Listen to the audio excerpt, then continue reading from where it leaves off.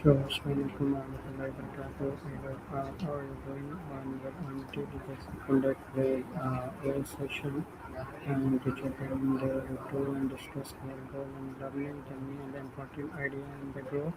Personally and professionally, these discussions allow us to improve and skill and expand and knowledge and develop better understanding and different topic to continue in this journey. And we are going to discuss another interesting informative today is my topic education system weakness in Pakistan. So let's move towards in topic being and detailed discussion with ChatGPT. During session, I will explore valuable information and ask different questions and make conversation more engaged, unique, insightful. You can request to stay us until the end session and they are fully understanding topic and maximum knowledge benefit from today's discussion. So, start with ChatGPT this topic discuss.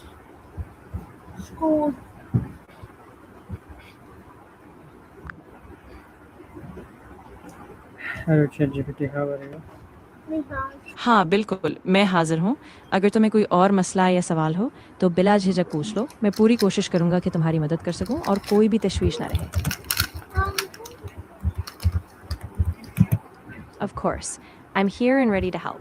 If you have any other issues or questions, just let me know. I'll do my best to assist you so you can feel fully at ease. Uh, I am fine ChatGPT. ChatGPT today is my topic education system weakness in Pakistan and this topic related. I ask some questions and how to solve this problem in Pakistan. So, before discuss education system weakness in Pakistan, explain you. Absolutely. So, the education system in Pakistan faces a few key challenges. For one, there's a big disparity between urban and rural education. Many rural areas lack basic infrastructure, qualified teachers, and resources. Then there's also a big issue with quality. Many schools just focus on rote learning rather than critical thinking or practical skills. Plus, there are gender gaps, fewer girls get access to quality education, and funding issues where the government doesn't invest enough. So, once we understand those core weaknesses, we can dive into specific questions and solutions.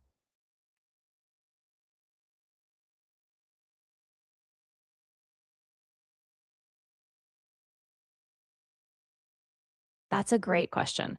Essentially, the education system is a barrier because it doesn't fully equip students with the skills they need in a modern economy, like critical thinking, tech literacy, or innovation.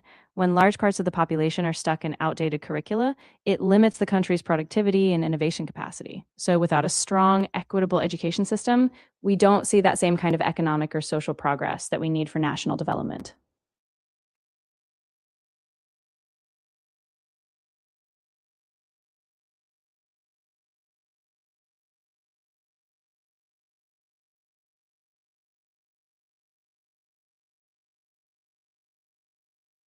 Yeah, exactly. A lot of times, education in Pakistan is still very focused on traditional degrees, like getting a bachelor's degree or a master's, without emphasizing practical skills or interdisciplinary learning.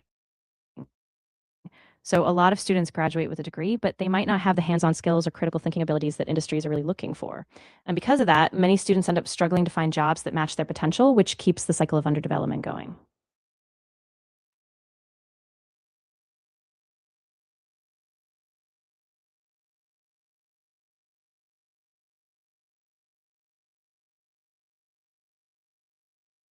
Exactly. That's a big issue. The public school system often suffers from outdated facilities, overcrowded classrooms, and fewer resources, while private schools, especially in urban areas, often have better teachers, technology, and exposure to global standards. This gap really deepens inequality. So, students from disadvantaged backgrounds often miss out on quality education, which further widens the development gap in the country.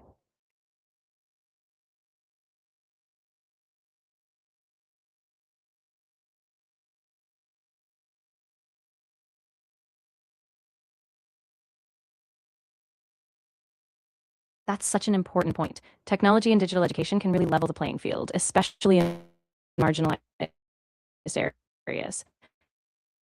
With digital tools, students can access global resources, learn at their own pace, and develop tech skills that are crucial for future jobs. Plus, digital education can help bridge the gap, giving rural or lower income students a chance to compete in a new digital world, which is really the future of work and innovation.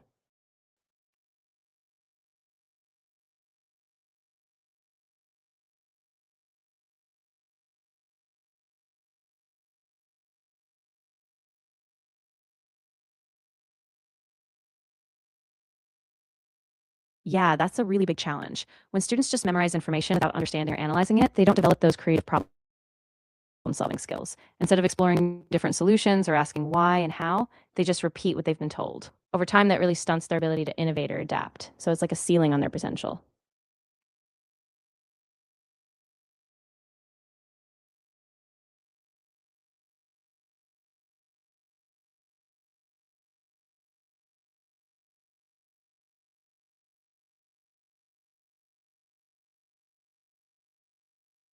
That's a really important concern. In many cases, the current curriculum is still quite theoretical. It's heavy on textbooks, exams, and rote learning, but it doesn't always connect to real world skills. Students might know facts, but struggle with applying them, like in jobs, entrepreneurship, or navigating daily life challenges. So, a more pra- practical, applied approach, focusing on skills like problem solving, financial literacy, and communication, would make a huge difference in preparing them for real life.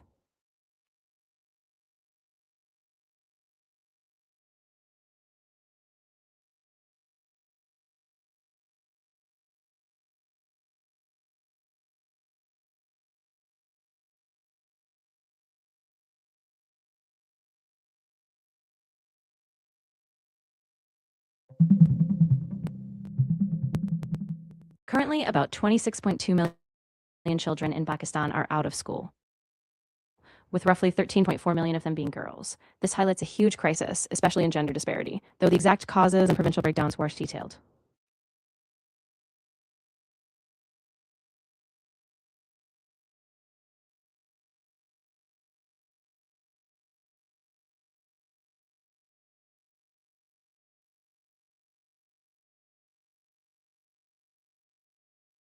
Yeah, so the core issue is really a mix of factors. Poverty.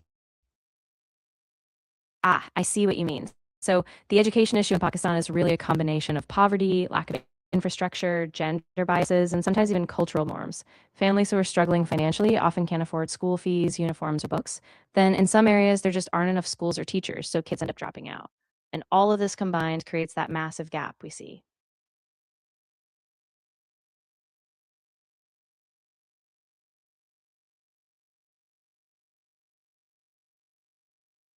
Yeah, it absolutely can. And unfortunately, it often does the opposite right now. When the education system fails to provide equal opportunities or meaningful skills, it leaves young people feeling frustrated and disillusioned. They might turn to unstable jobs or even extremist ideologies because they don't see a pathway toward progress. So, reforming education, making it inclusive, practical, and empowering, could really be a crucial step in ensuring young people have hope in a future.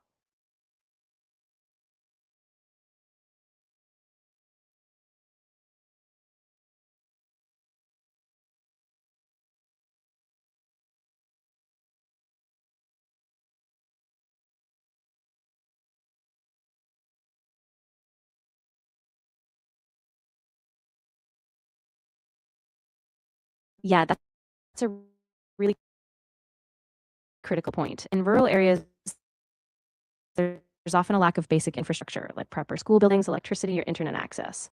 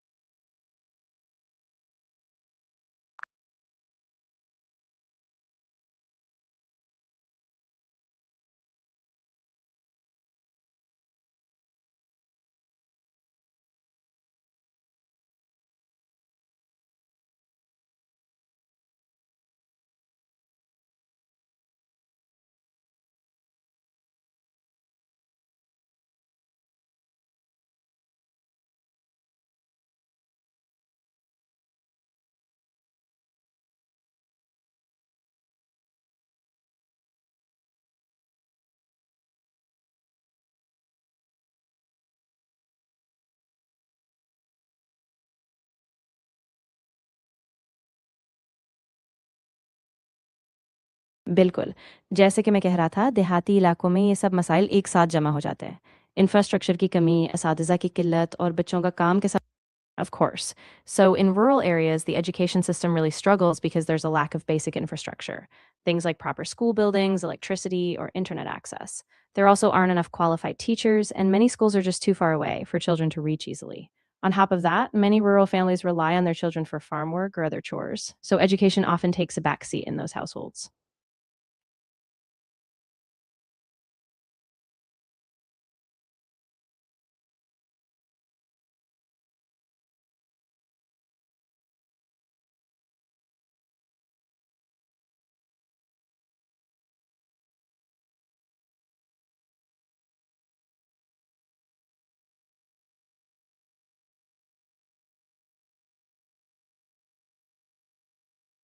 Exactly. And because of all these factors, rural students often miss out on the same quality of education that urban students get.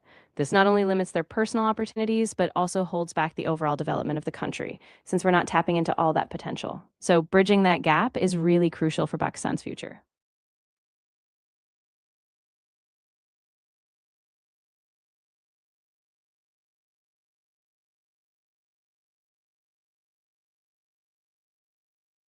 That's a really key point. AI and digital skills are becoming essential in almost every industry. If Pakistan wants its youth to compete globally and drive innovation, they need a solid foundation in technology, whether it's data analysis, coding, or AI concepts. By integrating these skills early on, students will be prepared for future jobs. And it can also spark innovation that helps the country really grow and adapt in a digital world.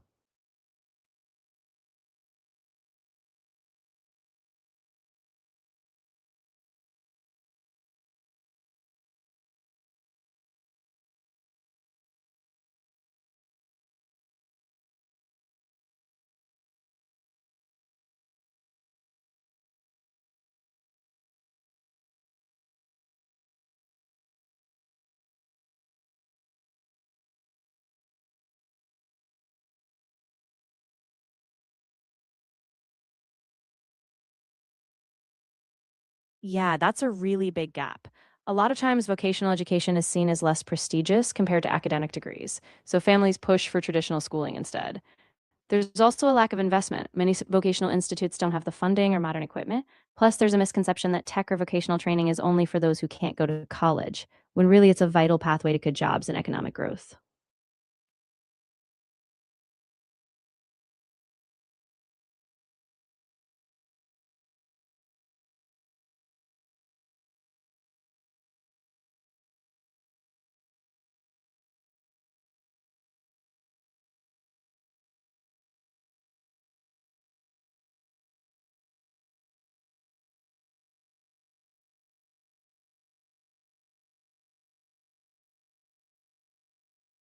Yeah, it has a really direct impact. When schools don't have basic facilities like clean classrooms, libraries, or labs, students struggle to focus and stay motivated. They can't get hands on experience and they miss out on practical learning opportunities.